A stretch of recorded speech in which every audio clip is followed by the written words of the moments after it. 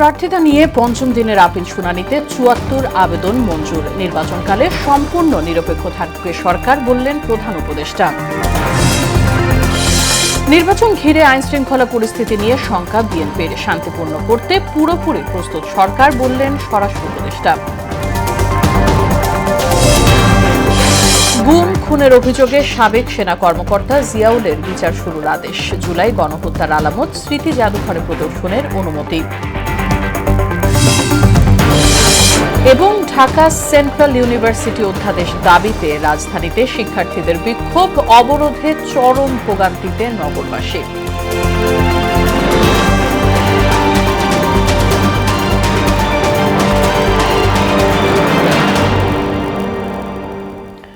আসসালামু আলাইকুম, স্বাগত মোহনা সংবাদে। শুনছিলেন শিরোনাম, পুরো সংবাদের সঙ্গে আছে রাশিদা সুলতানা রিঙ্কু।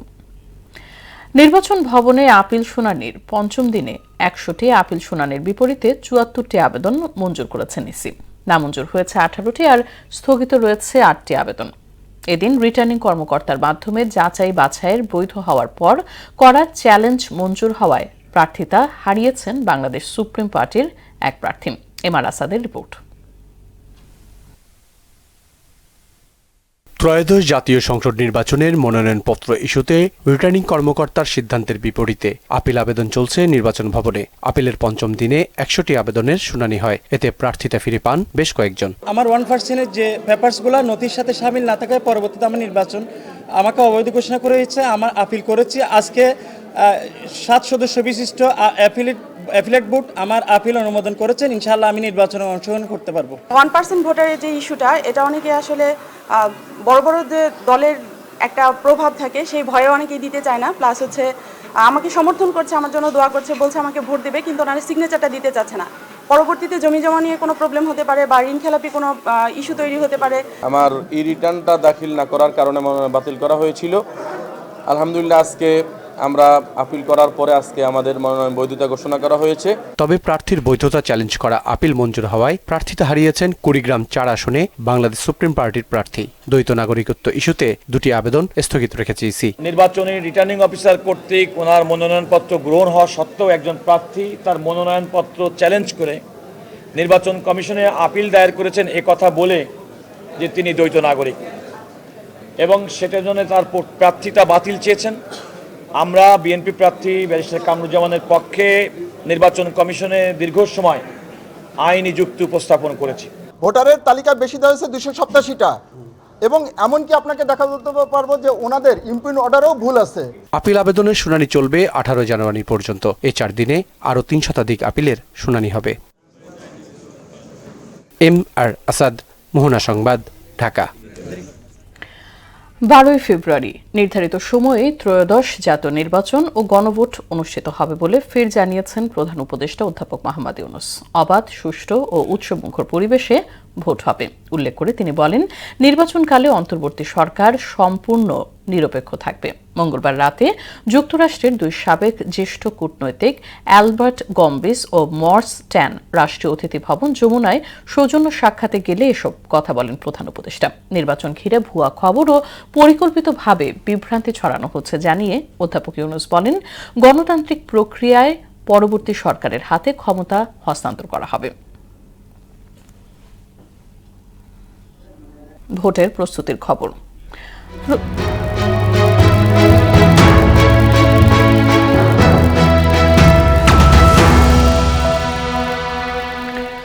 ত্রয়োদশ জাতীয় সংসদ নির্বাচন ঘিরে সরগরম ময়মনসিংহ জেলা।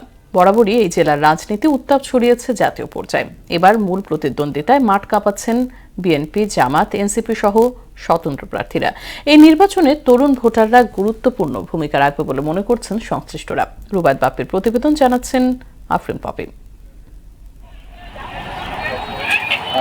৪,৩63.48 বর্গ কিলোমিটার আয়তনের সীমান্ত ঘেঁষা ময়মনসিংহ জেলায় রয়েছে 11টি সংসদীয় আসন।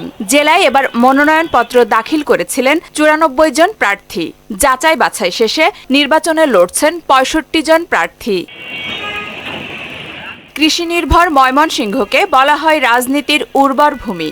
ময়মনসিংহে এবার ভোটের মূল লড়াই হবে বিএনপি, জামায়াত ও এনসিপির মধ্যে। তবে বেশ কিছু আসনে হেভিওয়েট স্বতন্ত্র প্রার্থী থাকায় নির্বাচনী ফলাফলে আসতে পারে নতুন চমক। নারী উদ্যোক্তা বান্ধব সরকার চাই। আমরা নারীরা যারা উদ্যোগ নিয়ে এগিয়ে যাচ্ছি, আমরা যেন সরকারের সহযোগিতায় আরো বেশি এগিয়ে যেতে পারি। যে দেশের ভালোবাসে, যারা দেশ ঠিক মতো চালাইতে পারবো তারই ভোট দিব। স্বাধীনতার ৫৫ বছরেও ময়মনসিংহে কাঙ্ক্ষিত উন্নয়ন হয়নি বলে মনে করেন তরুণ প্রজন্ম সহ বিভিন্ন শ্রেণী পেশার মানুষ। আধুনিক নাগরিক সুবিধা নিশ্চিত, আইনশৃঙ্খলার উন্নতি ও মাদক নিয়ন্ত্রণ সহ কাঙ্ক্ষিত উন্নয়নের দাবি ময়মনসিংহবাসীর। এ লক্ষ্যে যোগ্য প্রার্থীকেই ভোট দেওয়ার কথা বলছেন সাধারণ ভোটাররা। পরিবেশ বালা আছে, আমরা যাকে বালা মনে করি তারই দেন। দেশের যারা উন্নয়ন করতে পারে হেরারের দেন। তরুণ প্রজন্মেরও আহ্বান দল ও প্রতীক দেখে নয়, যোগ্য প্রার্থীকেই ভোট দেওয়ার। ২৬-এর যেই নির্বাচন, সেই নির্বাচনে একজন যোগ্য এবং সৎ মানুষকেই আমরা সংসদে দেখতে চাই, যারা এই দেশের মানুষের জন্য এবং দেশের কল্যাণে আইন তৈরি করবে। অর্থনৈতিক উন্নয়ন এবং অবকাঠামোগত উন্নয়নগুলো করার সাথে সাথে যাতে শিক্ষা সংস্কৃতির একটা ব্যাপক আলোড়ন এই বিভাগে হয়, সেই প্রত্যাশাটুকু আমরা জনপ্রতিনিধিদের কাছে রাখতে চাই। আর ব্যবসা বান্ধব সরকার চাইলেন Mymensingh chamber of commerce and ইন্ডাস্ট্রির এই পরিচালক। আগামী যে সরকারই আসুক, সেটি যেন আমাদের ব্যবসায়ী বান্ধব সরকার হয়, আমরা যেন অবাধে ব্যবসা করতে পারি। আমরা চাইব এই নতুন সরকার যেন আমাদের ব্যবসায়ীদের দিকে তাকায়, ব্যাংকিং ইন্টারেস্ট যেন সিঙ্গেল ডিজিটে হয়। আচরণবিধি মেনে জেলার ১১ আসনেই কর্মী সমর্থকদের সঙ্গে মতবিনিময় করছেন প্রার্থীরা। শান্তিপূর্ণ পরিবেশে নির্বাচনের প্রত্যাশাও জানান তারা। ফ্যাসিস্ট হাসিনা সরকারের কোনো দৃষ্টিই ছিল না।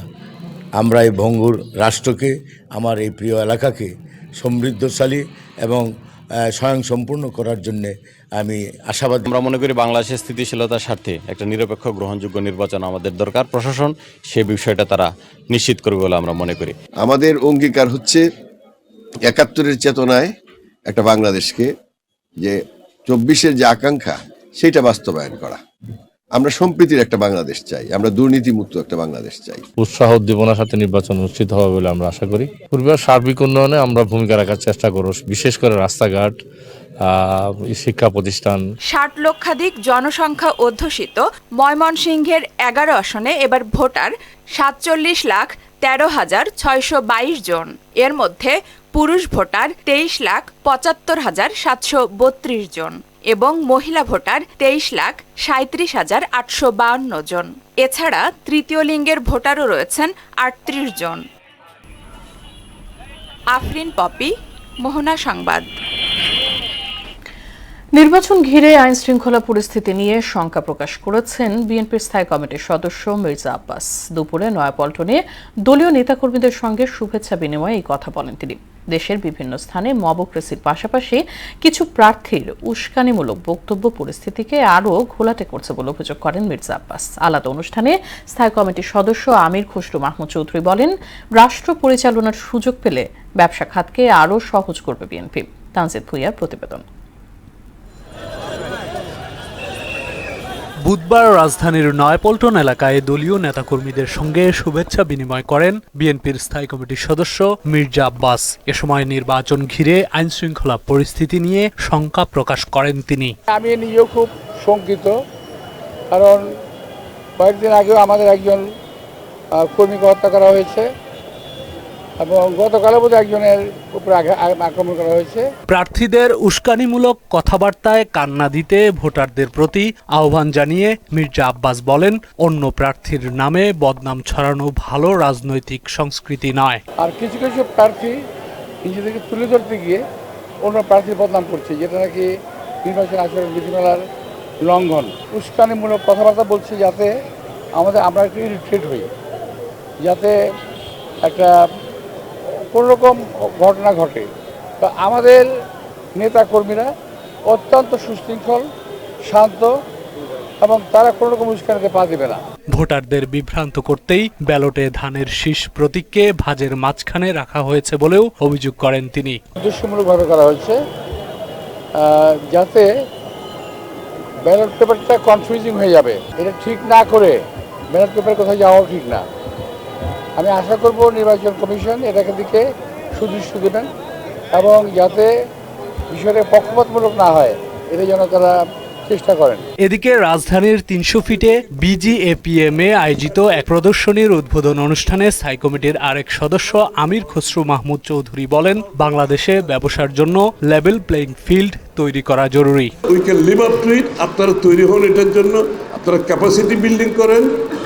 আগামী দিনের বাংলাদেশের অর্থনীতিতে আমাদের অনেক বেশি অর্থনৈতিক উন্নয়নের দিকে যেতে হবে, অনেক বেশি কর্মসংস্থান সৃষ্টি করতে হবে। পৃষ্ঠপোষকতার কোনো ব্যবসা বাণিজ্য আমরা করতে দেব না আগামী দিনে। প্যাট্রোনাইজ কোনো ব্যবসা হবে না, সকলের জন্য লেভেল প্লেইং ফিল্ড থাকবে ইনশাআল্লাহ। ব্যক্তিখাত পরিচালিত অর্থনীতিতে বিএনপি বিশ্বাস করে না উল্লেখ করে আমির খসরু বলেন, ব্যবসায়ীদের জন্য তার দলের দ্বার সবসময় উন্মুক্ত। ডেমোক্রেটাইজেশন অফ দ্য ইকোনমির কথা আমরা বলছি যে শুধু রাজনীতিকে গণতান্ত্রিক করলে হবে না, অর্থনীতিকে গণতান্ত্রিক করতে হবে। তানজিদ ভুইয়া, মোহনা সংবাদ, ঢাকা। সুযোগ সৃষ্টি করতে দেশের বাইরে থেকে আসন্ন জাতীয় নির্বাচন বানচালের চেষ্টা করলে কাউকেই ছাড় দেওয়া হবে না বলে জানিয়েছেন স্বরাষ্ট্র উপদেষ্টা জাহাঙ্গীর আলম চৌধুরী। সকালে চট্টগ্রামের সাতকানিয়ায় বিজিবি ট্রেনিং সেন্টারে ১০৪তম ব্যাচের রিক্রুট অনুষ্ঠানে এমন হুঁশিয়ারি দেন তিনি। বলেন, নির্বাচন শান্তিপূর্ণ উৎসবমুখর করতে সর্বাত্মক প্রস্তুতি রয়েছে বিজিজির। নির্বাচনের সময় দেশের ৬১ জেলায় এই বাহিনীর ৩৭,৪৫৩ জন সদস্য মোতায়েন থাকবে। নির্বাচনটা যেন শান্তিপূর্ণভাবে, সুষ্ঠুভাবে এবং নিরপেক্ষভাবে এবং উৎসবমুখর হতে পারে, এই জন্য কিন্তু তাদের এই প্রশিক্ষণ তাড়াতাড়ি কমপ্লিট করে তাদের বিভিন্ন ইউনিটে পাঠাতে দেওয়া হচ্ছে। তারা এই আগামী 12 ফেব্রুয়ারি যে আমাদের জাতীয় নির্বাচন, এই নির্বাচনে তারা অংশগ্রহণ করবে। যে নির্বাচনে যারা বিশৃঙ্খলা সৃষ্টি করবে তাদের জন্য তাদের ফোর্সের সংখ্যা বাড়ানো হচ্ছে এবং কেউ বিশৃঙ্খলা সৃষ্টি করতে পারবে না। আপনারা যদি সবাই সহযোগিতা করেন, নির্বাচন খুব শান্তিপূর্ণভাবে হয়ে যাবে। শতাধিক গুম খুনের মামলায় এনটিএমসির সাবেক প্রধান ও সেনা কর্মকর্তা জিয়াউল আহসানের বিরুদ্ধে অভিযোগ গঠন করে বিচার শুরুর আদেশ দিয়েছেন ট্রাইব্যুনাল। আগামী ৮ ফেব্রুয়ারি সূচনা বক্তব্য ও সাক্ষ্য গ্রহণের দিন ধার্য করা হয়েছে। এদিকে ২৪ জুলাই আগস্টে সংগঠিত মানবতা বিরোধী অপরাধ মামলায় প্রসিকিউশনের জব্দকৃত সব আলামত জুলাই গণ অভ্যুত্থান স্মৃতি জাদুঘরে প্রদর্শনের অনুমতি দিয়েছে ট্রাইব্যুনাল। মুদাসির আলীর প্রতিবেদন। শতাধিক গুম খুনের ঘটনায় মানবতা বিরোধী অপরাধ মামলায় সাবেক সেনা কর্মকর্তা জিয়াউল আহসানের বিরুদ্ধে আনুষ্ঠানিক অভিযোগ গঠন করেছেন আন্তর্জাতিক অপরাধ ট্রাইব্যুনাল। বিচারপতি গোলাম মর্তুজা মজুমদারের নেতৃত্বাধীন ট্রাইব্যুনাল ১ এই আদেশ দেন। ২০১১ সালে গাজীপুরের পুবাইলে সজলসহ ৩ জনকে হত্যা, বরগুনার পাথরঘাটায় বলেশ্বর নদীর মোহনায় নজরুল ও মল্লিক সহ ৫০ জনকে হত্যা এবং বাগেরহাটের শরণখোলায় সুন্দরবনের বিভিন্ন অঞ্চলে বনদস্যু দমনের আড়ালে মাসুদ সহ ৫০ জনকে হত্যার অভিযোগ আনা হয় জিয়াউলের বিরুদ্ধে। সব মিলিয়ে ১০৪ জনকে গুম খুনের অভিযোগ তার বিরুদ্ধে। বুধবার জিয়াউল আহসানকে ট্রাইব্যুনালে হাজির করা হয়। এ মামলার সূচনা বক্তব্য এবং প্রথম সাক্ষ্য গ্রহণ হবে ৮ ফেব্রুয়ারি। ব্রিফিংয়ে জিয়াউল আহসানের নির্মমতার চিত্র তুলে ধরেন চিফ প্রসিকিউটর। ভিকটিমদেরকে ট্রলারে তুলে নিয়ে গিয়ে হাত পা এবং চোখ বেঁধে নিয়ে তাদেরকে মোহনার কাছে গিয়ে জোয়ার ভাটার হিসাব করে তাদের মাথায় গুলি করে, বুকে গুলি করে হত্যা করা হতো। এরপর পেট চিরে নাড়ি ভুঁড়িগুলো বের করে ফেলে দেওয়া হতো। যদিও আসামি পক্ষের দাবি এসব অভিযোগের সঙ্গে জিয়াউলের সম্পৃক্ততা নেই। আপনারা যদি প্রসিকিউশনের ডকুমেন্টসগুলো স্ক্রুটিনি করেন, যে কোনো একজন আইনজীবী যদি স্ক্রুটিনি করে, এটা সেই বলবে, এটা আমাকে বলতে হবে না, এগুলো সম্পূর্ণ মিথ্যা। এদিকে প্রসিকিউটর গাজী এমএইচ তামিম জানান, জুলাই আগস্টে গণহত্যা মামলার সাক্ষ্য প্রমাণ জুলাই স্মৃতি জাদুঘরে সর্বসাধারণের জন্য উন্মুক্ত করার অনুমতি দিয়েছেন ট্রাইব্যুনাল। এ সময় শিক্ষার্থী আবু সাইদ হত্যা মামলার বর্তমান প্রসঙ্গেও কথা বলেন তিনি। কোর্ট ১ মাসের একটি অনুমতি দিয়েছেন যে আগামী ১ মাসের জন্য এই জুলাই গণঅভ্যুত্থান স্মৃতি জাদুঘরে ট্রাইব্যুনালের মামলায় সিজকৃত আলামত ওখানে তারা রাখতে পারবে। আবু সাইদের মামলার ইনভেস্টিগেশন অফিসারের সাক্ষ্য গ্রহণ এবং জেরা সমাপ্ত হয়েছে। অন্যদিকে আওয়ামী লীগ শাসনামলে গুম নির্যাতনের ঘটনাস্থল র্যাবের টিএফআই সেল পরিদর্শনের অনুমতি চেয়ে করা আসামি পক্ষের আইনজীবীদের আবেদন মঞ্জুর করেছেন ট্রাইব্যুনাল। আগামী ১৫ দিনের মধ্যে ঘটনাস্থল পরিদর্শনের অনুমতি চাওয়া হয়। আমাদের বক্তব্য শুনে মাননীয় ট্রাইব্যুনাল আমাদের পক্ষে অনুমতি দিয়েছে। মুদাসসির আলী, মোহনা সংবাদ, ঢাকা। ঢাকা সেন্ট্রাল ইউনিভার্সিটির অধ্যাদেশ জারির দাবিতে রাজধানীর বিভিন্ন জায়গায় সড়ক অবরোধ করে বিক্ষোভ করেছে 7 কলেজের শিক্ষার্থীরা। বেলা 12টার পর টেকনিক্যাল মোড়, মহাখালী, রামতলী, সায়েন্স ল্যাব ও তাঁতিবাজারে সড়ক অবরোধ করে বিক্ষোভ করেন তারা। আন্দোলনরত শিক্ষার্থীদের দাবি, আগামীকাল অনুষ্ঠিত হতে যাওয়া উপদেষ্টা পরিষদের সভায় ঢাকা সেন্ট্রাল ইউনিভার্সিটি আইন 2025-এর হালনাগাদ খসড়া অনুমোদন দিতে হবে। একই সঙ্গে রাষ্ট্রপতির পক্ষ থেকে চূড়ান্ত অধ্যাদেশ জারি করতে হবে। এদিকে শিক্ষার্থীদের এই সড়ক অবরোধে চরম ভোগান্তিতে পড়েন রাজধানীবাসী। জটিলতা আমরা অতিক্রান্ত করেছি, এখন এত কিছু পার করার পর এখন পর্যন্ত অধ্যাদেশ সরকার কেন দিচ্ছে না? সরকার 12ই ফেব্রুয়ারি হচ্ছে নির্বাচনের আগে তো আমরা দেশটাকে অস্থিতিশীল করতে পারি না। আমরা যদি অধ্যাদেশ পাই তাহলে আমাদের সেশনটা আর আগের মতো পিছিয়ে যাবে না। একটা বছর যেহেতু পিছিয়ে গেছে, 2টা বছর পিছিয়ে থেকে বেশি সময় নেবে। ওদের যেই দাবি সেটা ঠিক আছে, ওরা করতেছে, বাট এইভাবে যে রাস্তা আটকে করতেছে এটা আমাদের জন্য অবশ্যই মানে হ্যাসেল হচ্ছে। অনেক ভোগান্তি হচ্ছে আমাদের।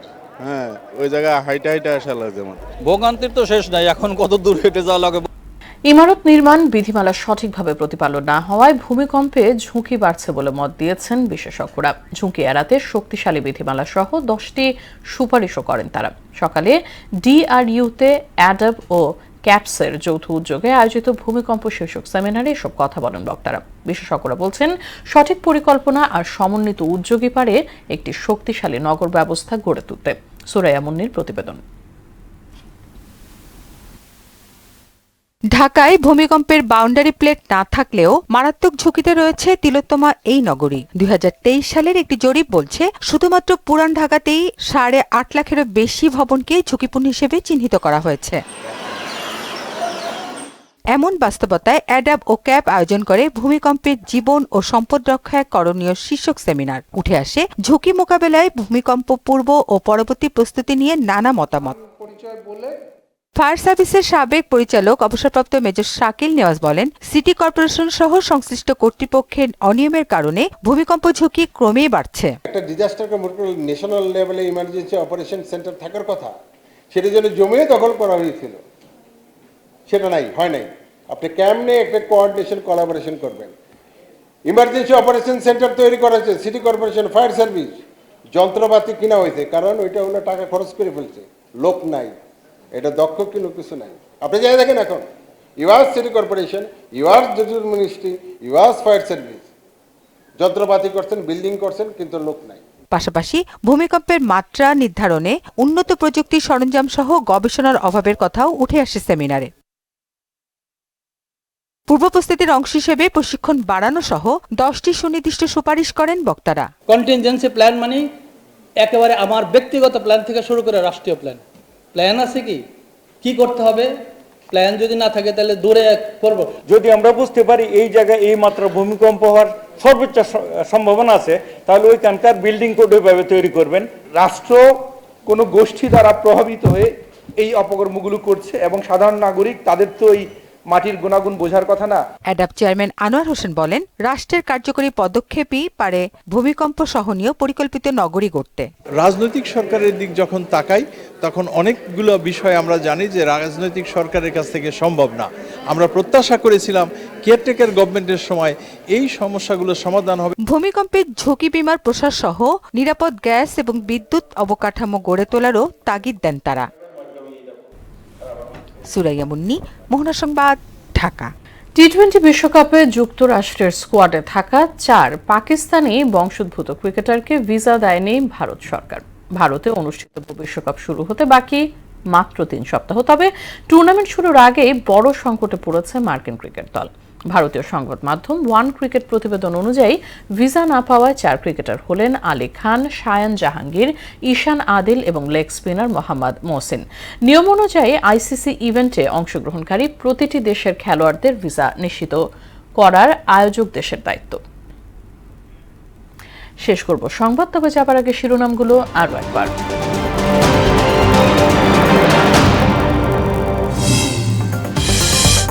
প্রার্থিতা নিয়ে 5ম দিনের আপিল শুনানিতে 74 আবেদন মঞ্জুর। নির্বাচনকালে সম্পূর্ণ নিরপেক্ষ থাকবে সরকার, বললেন প্রধান উপদেষ্টা। নির্বাচন ঘিরে আইন শৃঙ্খলা পরিস্থিতি নিয়ে শঙ্কা বিএনপির, শান্তিপূর্ণ করতে পুরোপুরি প্রস্তুত সরকার, বললেন স্বরাষ্ট্র উপদেষ্টা। গুম খুনের অভিযোগে সাবেক সেনা কর্মকর্তা জিয়াউলের বিচার শুরুর আদেশ। জুলাই গণহত্যার আলামত স্মৃতি জাদুঘরে প্রদর্শনের অনুমতি। এবং ঢাকা সেন্ট্রাল ইউনিভার্সিটি অধ্যাদেশ দাবিতে রাজধানীতে শিক্ষার্থীদের বিক্ষোভ, অবরোধে চরম ভোগান্তিতে নগরবাসী।